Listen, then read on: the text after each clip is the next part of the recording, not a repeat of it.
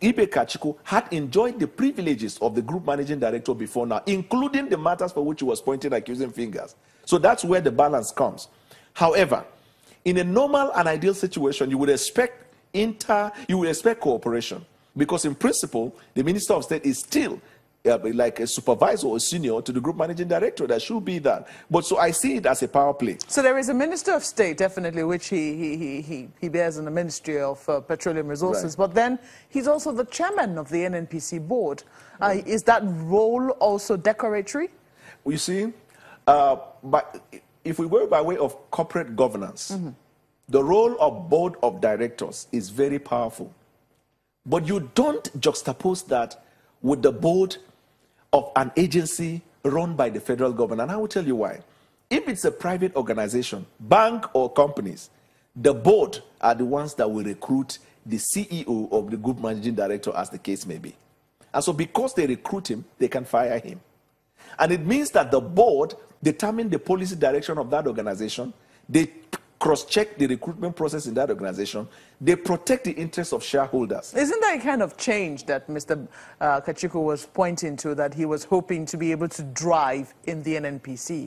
Right. But as it stands from what we read in the paper, I mean, in the laws, it seems that that reform, he could have favorably done that if he had remained as the group managing director. It seems to me that the day-to-day running of the NNPC, whoever is running it seems to be the person that has the power to bring about this reform. Unfortunately, that is what that's as it stands as the law is, because the Minister of State, if you look at it critically, whether you look at the NNPC Act or you look at this idea of the tenders board, or you look at whatever, you know, the administrative structure and procedure there, it seems, I don't know, it seems he does not have as much power as he would have wanted, or as much power as he had when he was group managing director. And now coming to the Minister of State level, you would expect that you're coming with all of the powers of the GMD. Unfortunately, it is not so. So it is either he goes back to GMD, which as it stands now is not possible, or he will have to be patient with that role. I will give you an example. The vice president is the second most powerful person in the country. Is it not true? Why are ministers reporting directly to the president without having to go to his office? Because that is what administrative structure is at the moment, and that's how the law is. The vice president, pursuant to the provision of the Constitution, performs roles as assigned to him by the president. Yeah, but there are definitely some ministers who report to the vice president by virtue of the roles that he has been given, the powers that he has been handed by the president. Correct. So if that is the case, can't we also infer then that Minister of State for Petroleum Resources has been given that role because the president has given him that role, and perhaps will have supervisory roles over the parastatals under the Ministry of Petroleum Resources? Agreed, without contention.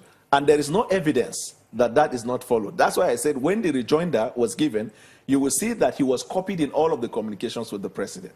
So if, for example, the president had said, this Minister of State, this is what you do, and these are the responsibilities that you hold as far as the group managing director. So the function of quickly then, what do you want the president to do? These letters are out there now. We've seen the first letter leaked, the second one a rejoinder by the NNPC. What then do you think the president should be doing as a result of these letters, and even the National Assembly, considering the fact that they're instituting a probe into this? You see, on the part of the president, I would say that the president at this point needs to call what I call a governance. He needs to do a governance sanitation.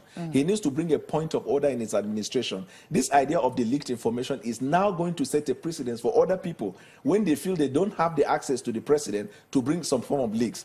So the president at this point needs to call to order his cabinet and his appointees that this is the rule.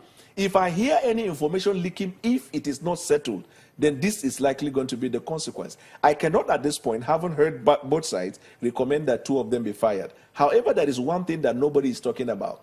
There is a corruption allegation raised against Pt.4. It seems as it stands, nobody cares about that. And since you didn't ask a question, I'm not going to say anything. For the National Assembly, they just had NNPC, there is petrol. They will always want to come into a committee because probably there's something to get there. Mr. Boala, that's all the time that we have on Sunrise Daily this morning. Thank you so much for sharing your views with us. Well, Mr. Daniel Boala is a legal practitioner and also a member of Lincoln's Inn in London. Sorry about that. Sunrise Daily will continue in just a moment. Please stay with us.